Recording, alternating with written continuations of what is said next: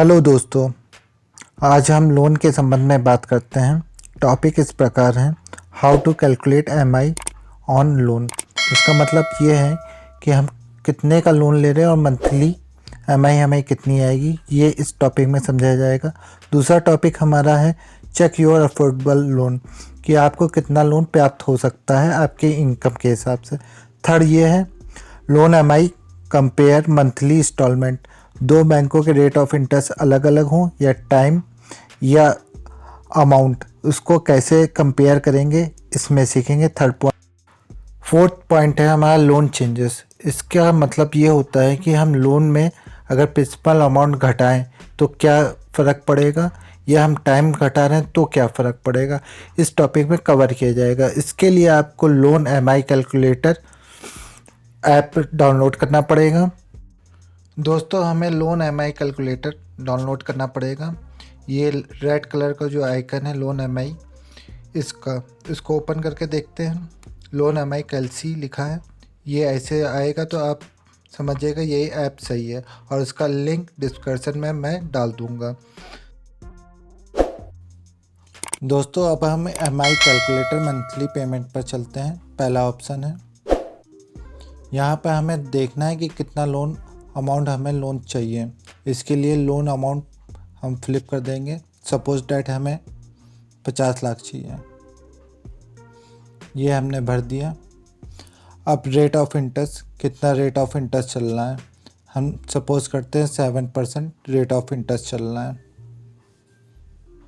फिर हमें कितने ईयर के लिए चाहिए, ये मंथली में है 10 ईयर, इसको हम ईयर में कन्वर्ट करेंगे इस टाइप से। सपोज़ करते हैं हमें 20 साल के लिए लोन चाहिए। ठीक है, आप जब पूरा ये भर देंगे loan amount, rate of interest और ईयर, उसके बाद आपका स्टार्ट डेट बता देगा आज की जैसी है, अक्टूबर 21, 2020 से। एमआई कितनी आएगी मंथली, 387655 आएगी। टोटल इंटरेस्ट कितना बनेगा, 50 लाख पर 20 साल के लिए 4303,587 बनेगा। टोटल अमाउंट कितना हो जाएगा हमारे 20 साल के लिए, प्रिंसिपल प्लस इंटरेस्ट 9303,587। इन डेट कितनी हो जाएगी हमारी, सितंबर 21, 2040। उम्मीद करता हूँ कि आपको मंथली एमआई निकालना सीख गए होंगे। इसी टाइप से आपको अगर 10 लाख चाहिए, 20 लाख चाहिए, आप लोन अमाउंट में चेंज कर लीजिए। रेट ऑफ इंटरेस्ट कम हो रहा है, ज़्यादा हो रहा है, उसके हिसाब से आप चेंज कर लीजिए। अगर आपको ईयर कम चाहिए तो आप इसको 10 साल के जगह 20 साल की जगह आप 10 साल भी कर लीजिए। फिर उसके बाद फिर कैलकुलेट करके ये पूरा स्टेटमेंट आपको दिखा देगा।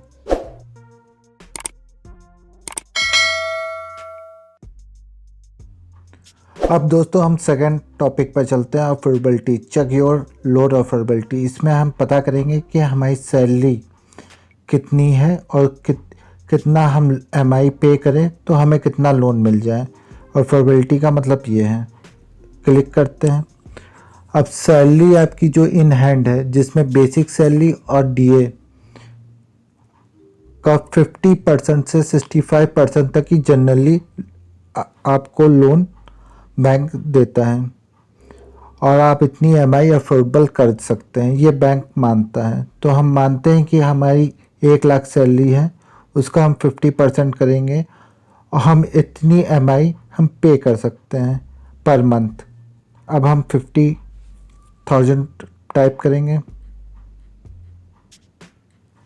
हमने टाइप कर दिया। अब हमारा जो ईयर होगा, कितने साल के लिए हम लोन लेना चाहते हैं, मंथ को हम ईयर में कन्वर्ट करेंगे। हम सपोज करते हैं हमें 20 साल के लिए लोन चाहिए। ठीक है, फिर अब हम रेट ऑफ इंटरेस्ट सपोज करते हैं 7 चल रहा है आजकल जनरली बैंकों में। ठीक है, अब जैसे ही हमने ये अफोर्डेबल एमआई हम कितना पे कर सकते हैं मंथ में, ईयर हम कितने साल तक ये लोन चलाएंगे, 20 साल के लिए। रेट ऑफ इंटरेस्ट 7 साल के लिए। जब टाइप कर देंगे तो अफोर्डेबल लोन अमाउंट तुरंत कैलकुलेट करके बता देगा। यह है 6449,125। अब टोटल इंटरेस्ट कितना हो जाएगा 555,0875। इस प्रकार अगर हमारी सैलरी इन हैंड सैलरी ऊपर नीचे होती है या आप परसेंटेज 60% पर निकालना चाहें, 65 पर निकालना चाहें अपनी सैलरी का, सैलरी आप बेसिक सैलरी और डीए का 50 से 65 तक एक कैलकुलेट कीजिए। यही जनरली आपको बैंक लोन में मदद करता है या अदर लोन के लिए आपको दिया जाता है। इस टाइप करके आप पूरा अपना अफोर्डेबल लोन अमाउंट पता कर सकते हैं। उम्मीद है कि आप समझ गए होंगे। दोस्तों अब हम कंपेयर करेंगे दो लोन। कंपेयर मंथली में हम क्लिक करेंगे। लोन 1 लोन 2 है। लोन अमाउंट पहले वाले में भी हम 10 लाख डालेंगे और दूसरे वाले में भी 10 लाख डालेंगे। 10 लाख पहले वाले में डाल दिया है, दूसरे वाले लोन में भी 10 लाख डालेंगे।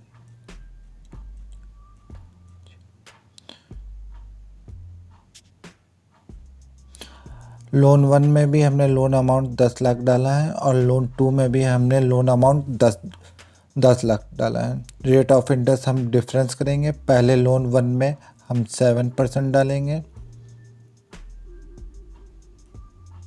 और लोन 2 में हम 8% डालेंगे।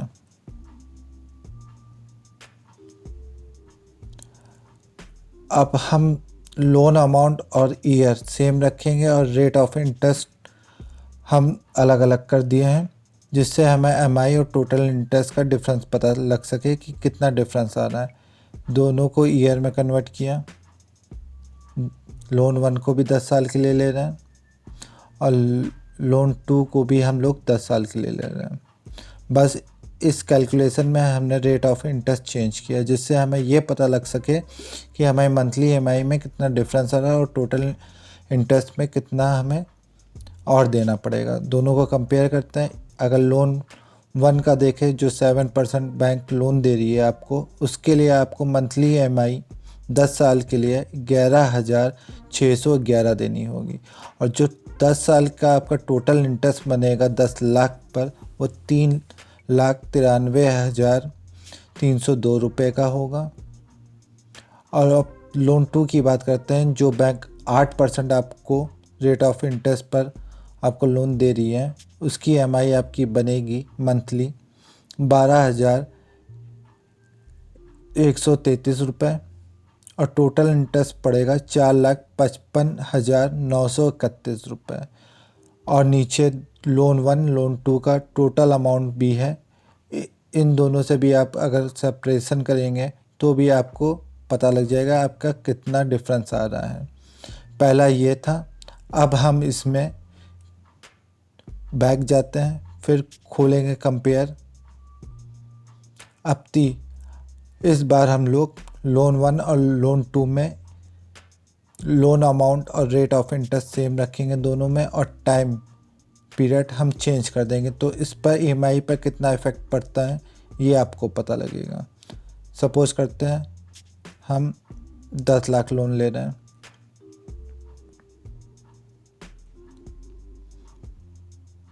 लोन 1 में, लोन 2 में भी हम लोग 10 लाख लोन ले रहे हैं बैंक से।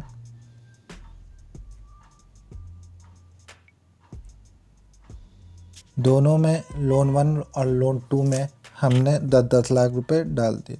रेट ऑफ इंटरेस्ट दोनों में सेम रखेंगे 7% लोन 1 में, और लोन 2 में भी हम सेम रख रहे हैं 7।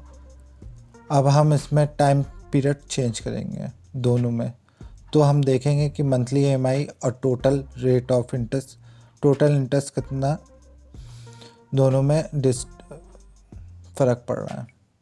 दोनों का चेंज किया हमने।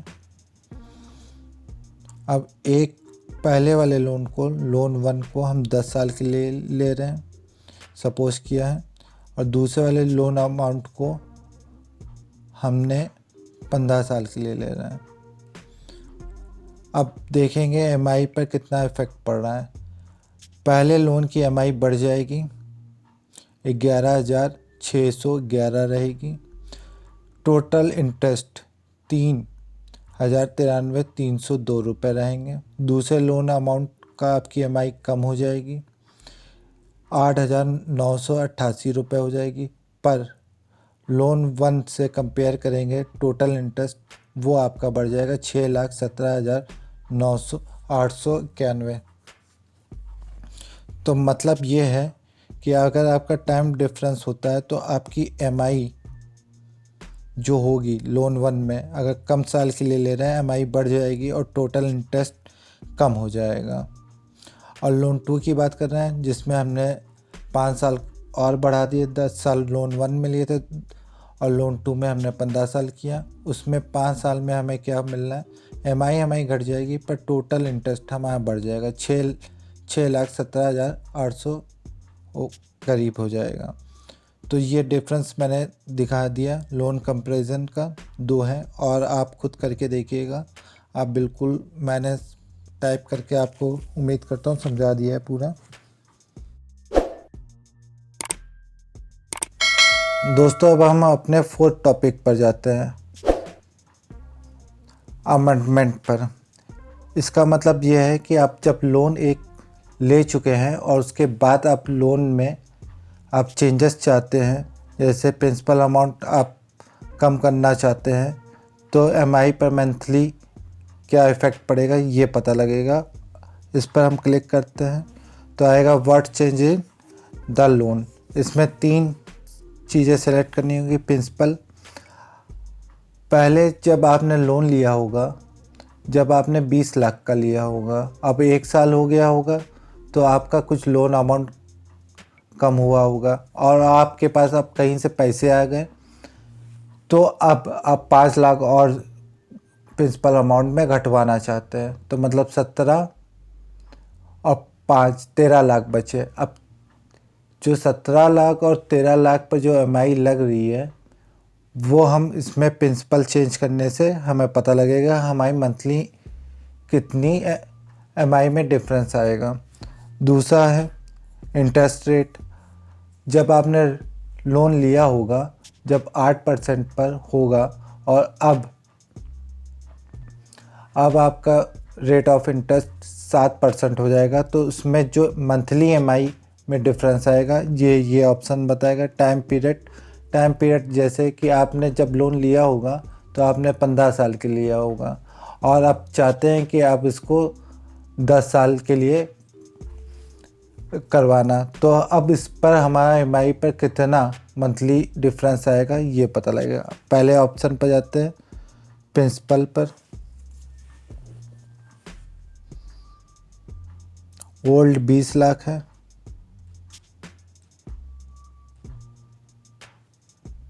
हमने टाइप कर दिया, ठीक है। रेट ऑफ इंटरेस्ट, अब जो enter the new loan amount है हमारा, मान लीजिए कि 20 लाख हमने 1 साल पहले लिया था, हमने कुछ चुका दिया, 17 लाख खूब बचे। अब इसमें 5 लाख हम प्रिंसिपल अमाउंट में और घटवाना चाहते हैं, तो हमारे पास 13 लाख बचे।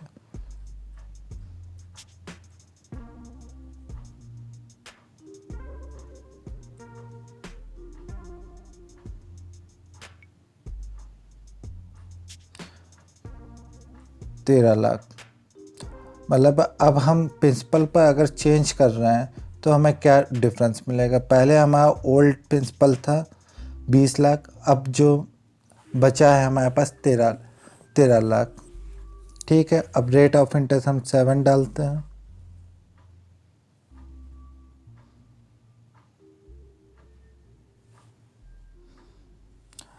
अब इसमें टाइम पीरियड डालेंगे। सपोज कीजिए हमने 15 साल के लिए लोन लिया था,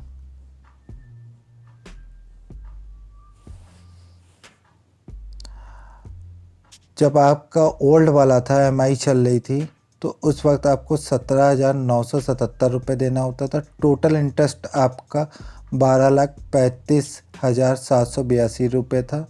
टोटल अमाउंट 32 1,35,782 हो गया। अब डिफरेंस देखेंगे जब हम नया प्रिंसिपल डालते हैं कि कितना कम हो गया हमारा एम आई में डिफरेंस आ रहा है, साफ साफ आप देख रहे हैं 11,685 है, मतलब आपका 6,292 रुपये कम हो रहे हैं अगर आप प्रिंसिपल अमाउंट घटवा रहे हैं। अगर आपने 20 लाख का लिया है, आपके पास कहीं से पैसा आया, आप 2 लाख आपने एक साल में चुका लिया और 5 लाख रुपए आप और प्रिंसिपल अमाउंट में घटवाना चाहते हैं, तो आपका 6,252 रुपये की बचत होगी। टाइम पीरियड सेम है, ठीक है। और आपका टोटल इंटरेस्ट पर भी इफ़ेक्ट पड़ता है, वो भी कम हो जाता है। 8 लाख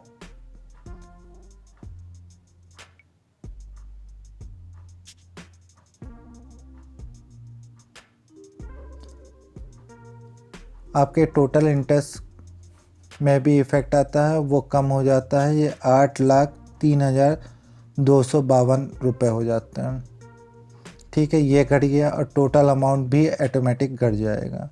उम्मीद करता हूँ ये समझ गए हैं। तो हम बैक जाके अब हम प्रिंसिपल से इंटरेस्ट रेट पाएंगे। माना कि जब हमने लोन लिया था उस वक्त हमारा 20 लाख का लोन लिया था हमने,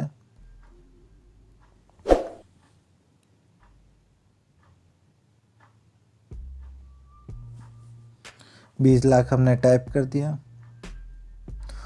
जब हमने लोन 20 लाख लिया था उस वक्त हमारा रेट ऑफ इंटरेस्ट 8% चल रहा था। अब जो इस टाइम हमारा रेट ऑफ इंटरेस्ट घट गया तो हमारा हो गया 7% रेट ऑफ इंटरेस्ट, हमने वो टाइप कर दिया। अब हम कितने ईयर के लिए लिए थे, हम ईयर पर कन्वर्ट करेंगे, यहाँ 15 साल डालेंगे। अब हमारी मंथली EMI पर कितना फ़र्क पड़ेगा या डिफरेंस आएगा वो पता करते हैं। EMI हमारी जो थी वो 19,113 रुपये जा रही थी इस 8 रुपये के रेट ऑफ इंटरेस्ट से। अब 7 रुपये के रेट ऑफ इंटरेस्ट से हमारी EMI 17,917 आ जाएगी, मतलब हमारा सेविंग जो हो रहा है 1,136 रुपये हो रहा है। टोटल इंटरेस्ट में भी इफ़ेक्ट पड़ेगा, 14,40,348 है अगर 8% रेट ऑफ इंटरेस्ट से हम कटवा रहे हैं, और अब कम हो गया है तो हमारा टोटल इंटरेस्ट हमारा 12,35,782 रुपये हो जाएगा। इसमें मतलब हमारा टोटल जो सेविंग हो रही है 15 साल में केवल रेट ऑफ इंटरेस्ट कम होने की वजह से वो 2,04,556 रुपये की हो रही है, और ऑटोमेटिक हमारा टोटल अमाउंट प्रिंसिपल अमाउंट और इंटरेस्ट अमाउंट ऑटोमेटिक रिड्यूस हो गया। उम्मीद करता हूँ समझ गए होंगे। अब हम लोग तीसरे पॉइंट पर जाते हैं, टाइम पीरियड चेंज करते हैं। माना कि हम जिस वक्त लोन लिए थे वो 20 लाख लिए थे, हमने टाइप कर दिया। रेट ऑफ इंटरेस्ट हमारा 7% मान लीजिए। जब हमने लोन लिया था उस वक्त हमने 20 साल के लिए लिया था। अब हम चाहते हैं न्यू टाइम पीरियड 10 ईयर में कन्वर्ट करते हैं। अब हम चाहते हैं इसको हम 15 साल के लिए ले लें, 5 साल घटा लेते हैं, तो EMI पर क्या इफ़ेक्ट होगी। देखिए ये टाइम पीरियड घटाने से कितना EMI पर इफ़ेक्ट पड़ता है ये पता लगता है हमें।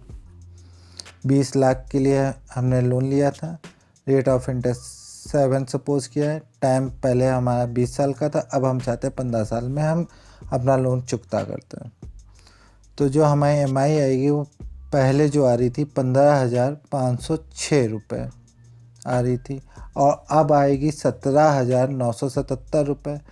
अब जब नई वाली आ रही है उसमें 2,471 रुपये हमें बढ़ा के देना पड़ेगा अगर हम टाइम पीरियड घटाते हैं तो, ठीक है। टोटल इंटरेस्ट में क्या इफ़ेक्ट पड़ा ये देखते हैं। 17,021 17,21,435 रुपये हम टोटल इंटरेस्ट दे रहे थे 20 लाख पर।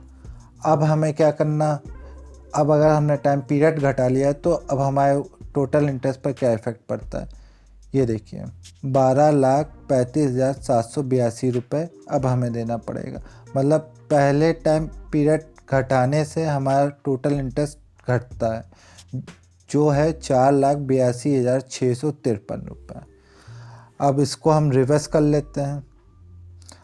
अब 20 साल हमने जब लोन लिया था, जब है अब नया हम टाइम नए अगर हम बढ़ा लेते हैं अपना ईयर 5 साल के लिए 25 साल के लिए कर देते हैं तो क्या इफ़ेक्ट पड़ता है, ये देखते हैं।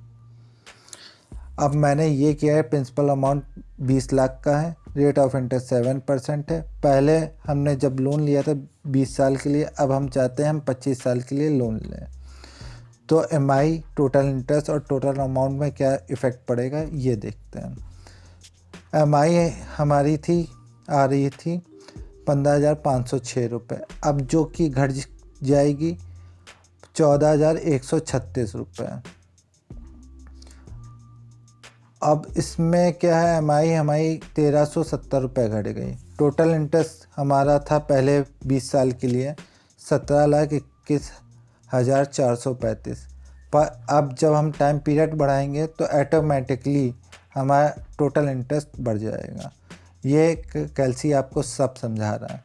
अब ये 5,19,240 रुपये बढ़ जाएंगे और टोटल इंटरेस्ट में भी ऑटोमेटिक इफेक्ट आ जाएगा। उम्मीद करता हूँ